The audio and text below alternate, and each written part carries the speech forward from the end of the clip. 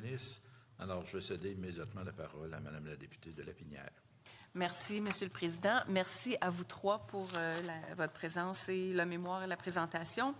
Alors, j'ai quelques questions pour vous, parce que je me souviens qu'au projet de loi 67, vous nous aviez parlé effectivement de la problématique avec la distribution des médicaments de spécialité, et vous nous aviez dit qu'à peu près tous les nouveaux médicaments sont des médicaments de spécialité, qu'il y avait environ 10 pharmacies qui détenaient 40 des médicaments de spécialité, donc, qui faisaient la distribution. Et je pense que c'est ce à quoi vous faisiez référence tout à l'heure quand vous parliez de monopole ou quasi-monopole.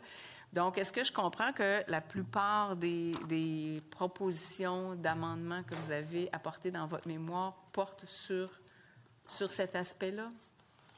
Gagné, je vais vous laisser... Oui, effectivement. La plupart des modifications qu'on propose, à l'exception d'une, sont liées là, à l'enjeu des médicaments de spécialité. D'accord, parfait. C'est ce que je comprenais, que je voulais vérifier. Maintenant, est-ce que j'ai mal compris? Vous avez bien dit que les piluliers ne sont pas préparés par des pharmaciens en RI, RTF, RPA et CHSLD? Je disais qu'on prépare l'ensemble des piluliers. Vous les préparez, oui. OK. Quand je dis par les pharmaciens, par l'équipe de pharmacie, c'est validé par des pharmaciens, mais on a un soutien technique, on a des robots, on est organisé, mais on fournit l'ensemble de la population du Québec, sauf les CHSLD, qui ont des contrats publics avec les hôpitaux ou avec des pharmacies communautaires, mais c'est pas la RAMQ. OK, parfait. Parlant de RAMQ, je vais vous parler aussi de la question des honoraires, parce que comme le ministre aussi, la CAP m'a parlé de cet enjeu-là. Vous avez dit que 11 $ d'honoraires pour un médicament que vous recevez de la RAMQ, qui est fixe, qui est négocié par la RAMQ, et pour un médicament de 25 000 $ que ça n'avait pas de bon sens. Ma question de non-pharmacienne, c'est en quoi le coût du médicament, qu'il soit 25 000 $, 50 $ ou 60 000 $, en quoi ça vient changer le travail qui est fait par les pharmaciens et qui justifie ou non des honoraires plus élevés? Bien, il y a le prix. Le prix, c'est un facteur parce qu'il faut financer. Bon, on a des processus où on peut acheter rapidement, rembourser rapidement, puis tout ça, mais il y a quand même un risque financier d'inventaire. Il faut supporter ça. Ce sont des médicaments qui sont réfrigérés, il faut acheter des frigos. Ce sont des médicaments complexes où ça demande une prise en charge. Certains d'entre eux vont demander du conditionnement, préparé sous ouate stérile ou préparé autrement. D'autres vont demander du suivi. On parlait des médicaments néoplasiques pour le cancer. Ça peut demander des tests de laboratoire, une validation de ces tests de laboratoire-là, s'assurer que le patient est apte à recevoir, sinon il faut modifier la dose. Fait que c'est tous des enjeux qui n'existaient pas il y a 10, 15 ans, 20 ans. Puis un honoraire fixe, ça répondait au modèle du standard des médicaments. Ça ne répond plus. Mais je vous dirais que le principal enjeu, c'est la complexité du médicament. 11 $ pour un médicament complexe, c'est pas nécessairement juste le prix, c'est la complexité. Puis un médicament de spécialité, c'est toujours complexe, on va se le dire. Et le prix est un des facteurs parmi tant d'autres. Parce que si on se met du côté, par exemple, je vais dire entre guillemets, du consommateur, ceux qui ont une assurance privée, bien, c'est sûr que le payeur va payer des honoraires beaucoup plus élevés. Ça vient avec ça se répercute sur les primes qui sont payées par les employés et les employeurs qui font affaire avec ce régime-là. Donc, ça augmente beaucoup le coût et on a tous une préoccupation pour la hausse du coût de la vie. Donc, ça peut être difficile à accepter, disons, des honoraires là, de plusieurs milliers de dollars à propos pour un médicament. Je comprends qu'il y a une complexité, vous l'expliquez bien. Bien, je peux aussi vous donner un exemple. Tu sais, un médicament qui vaut 100 000 $, par exemple, puis il y a un risque de 2, 3, 5 % de perte. C'est le pharmacien qui l'assume. Comment survivre avec 11 $ d'honoraires s'il y a un risque de perte? Moi, j'ai souvent un patient pour un médicament antinéoplasique où il faut que j'ouvre la boîte parce qu'il n'y a pas besoin de toutes les doses. Là, je reste pris avec une boîte qui vaut quelques milliers de dollars que je vais perdre. T'sais. Fait que comment j'amortis tous ces coûts-là? Comment économiquement ça fait un sens? Je pense qu'il faut réévaluer l'ensemble. Puis dans le nouveau modèle de rémunération avec le ministère, on a ces conversations-là pour ces enjeux-là. On n'a pas abouti encore, puis on n'aboutira pas dans cette négociation-ci, mais on a une lettre d'entente pour poursuivre les travaux.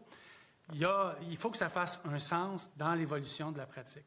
Puis le coût du médicament total, nos honoraires représentent une petite partie de l'ensemble du coût des médicaments. Là. On parlait de quelques milliers de dollars. Tu sais, sur un médicament qui coûte 25 000 il va y avoir un honoraire, mais qui représente un faible pourcentage du coût des médicaments. L'enjeu des régimes, c'est beaucoup dans le coût des médicaments aussi. Ce n'est pas juste dans l'honoraire du pharmacien.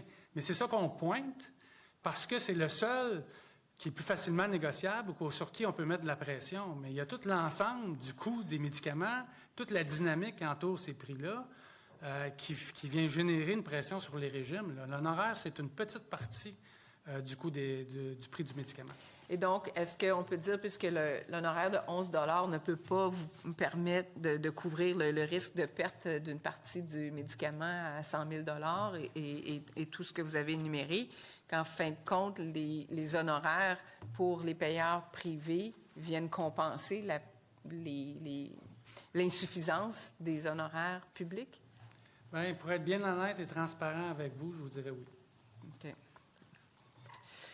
Merci. Puis si on regarde la progression du régime public au cours des dernières années, ça ne rejoint pas l'inflation. Il y a une croissance de la demande, du nombre d'ordonnances, du volume, mais en termes de rémunération, la croissance n'est pas là. Je comprends. J'aurais une question aussi à propos. On a reçu un mémoire, vous l'avez peut-être, vous n'en avez peut-être pas pris connaissance, de Aléon.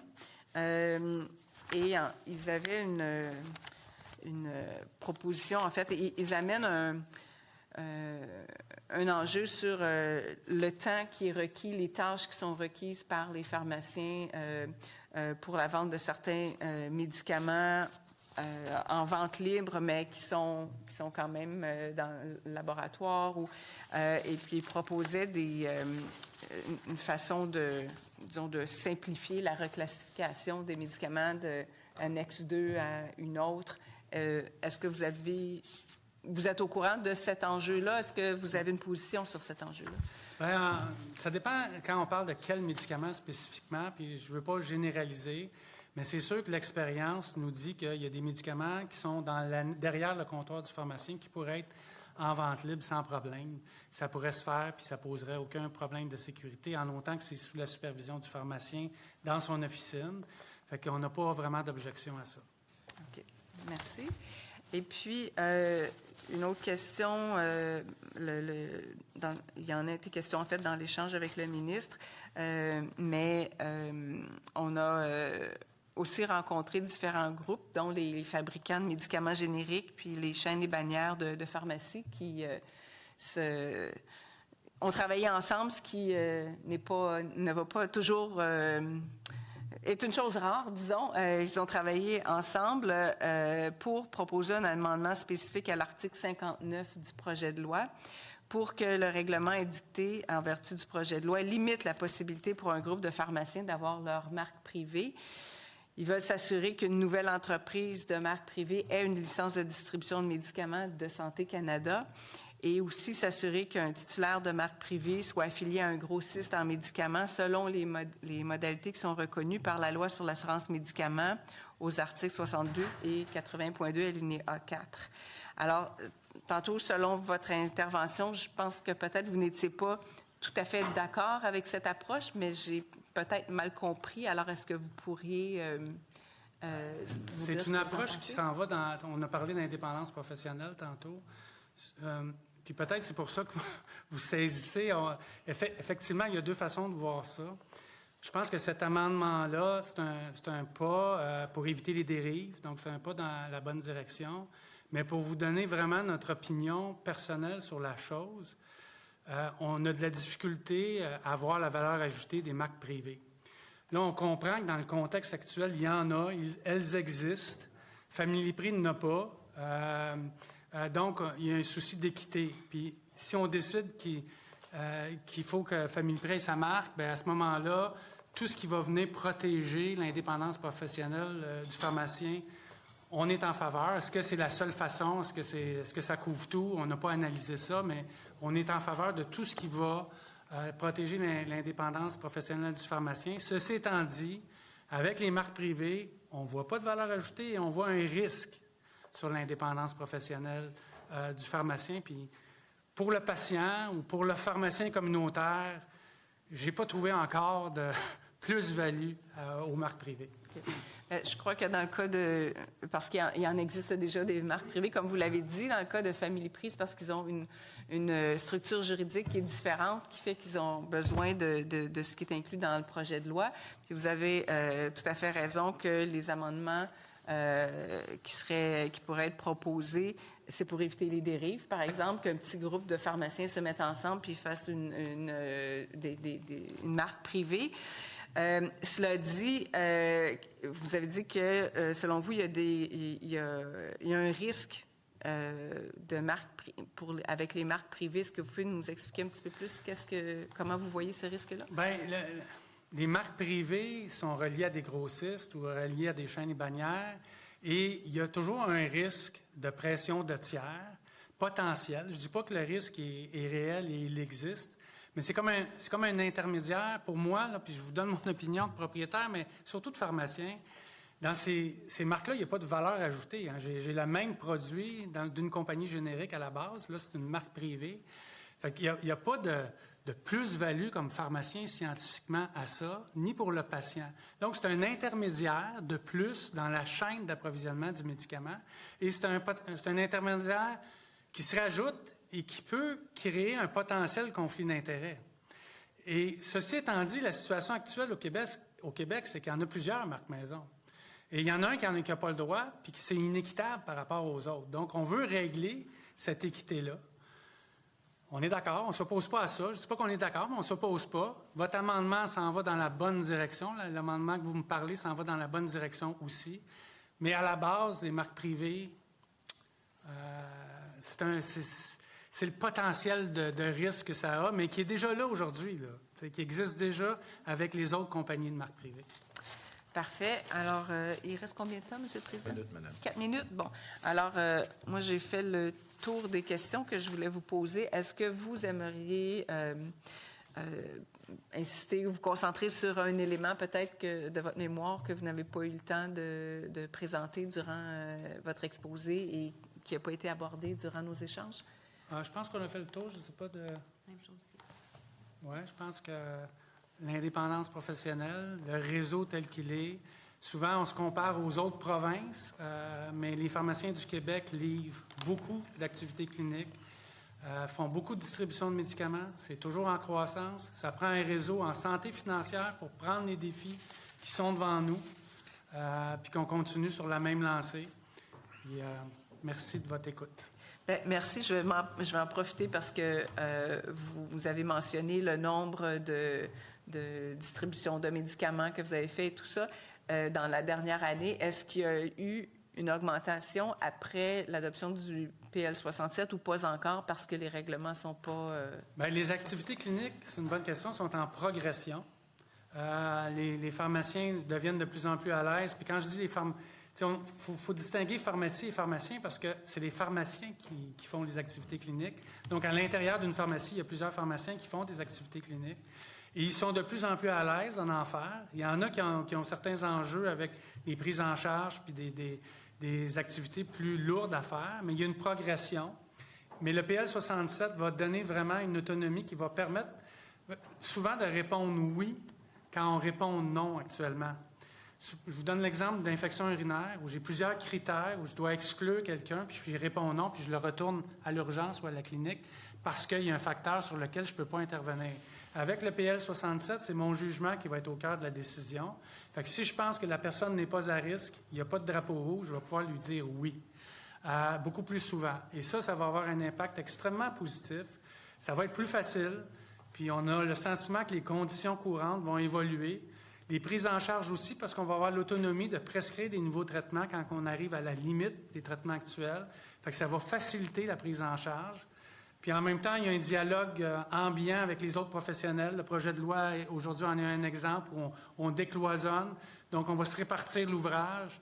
Je pense que ça va dynamiser tout ça, puis on va devenir des professionnels de plus en plus pertinents au niveau des activités cliniques, sans oublier la sécurité de la distribution des médicaments et de leur surveillance, qui est au cœur de notre mission aussi, parce que c'est un élément important sur lequel on peut agir, on peut optimiser les traitements, on peut déprescrire, puis il faut continuer à faire ça pour la santé des Québécois. Parfait. Les médecins nous ont mentionné que pour que tous les objectifs qui sont prévus dans le projet de loi qu'on étudie actuellement, pour que ça se réalise, ça va prendre, pour que l'interdisciplinarité fonctionne bien, ça prend aussi une bonne communication entre les divers intervenants et tout ça. Est-ce qu'en pharmacie, le besoin est aussi criant ou est-ce que déjà il y a, les réseaux de communication, du moins entre les pharmacies, sont bien établis? Je dirais que... Je vais vous demander une réponse courte, M. Morin. Oui, OK, je vais essayer. Entre le pharmacien et son patient, ça va très bien. Avec les autres professionnels, ça va bien aussi. Mais là, il y a plusieurs professionnels qui prescrivent. Et il faut avoir les outils de communication performants pour être capable de réaliser notre mission sans dupliquer les prises en charge des traitements, puis que ce soit le bon professionnel au bon moment.